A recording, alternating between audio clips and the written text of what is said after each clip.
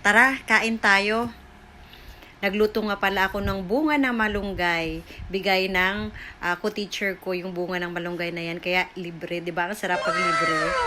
Trivia pala muna tayo guys. Alam mo ba, nasa Bisaya, hindi talaga yan kinakain yung malunggay na yan. Dati ng mga bata pa kami, pinaglalaroan lang namin yan.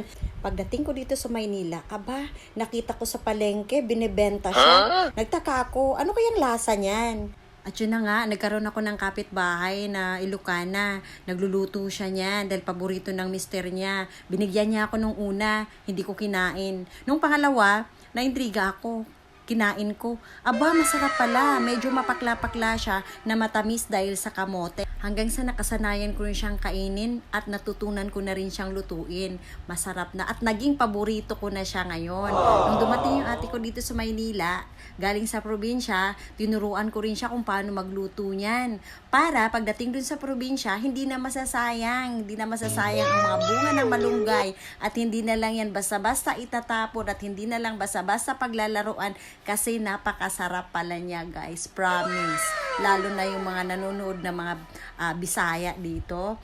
Alam ko, hindi natin kinakain yan sa atin dahil hindi natin nakakasanayang kainin yan. Pero promise, kapag natutunan nyo yung lutuin, kapag natutunan nyo yung kainin, masarap. Magiging isa yan sa paborito mong pagkain. Hindi siya, ito yung pagkain, ito yung ulam na hindi ka magsasawa.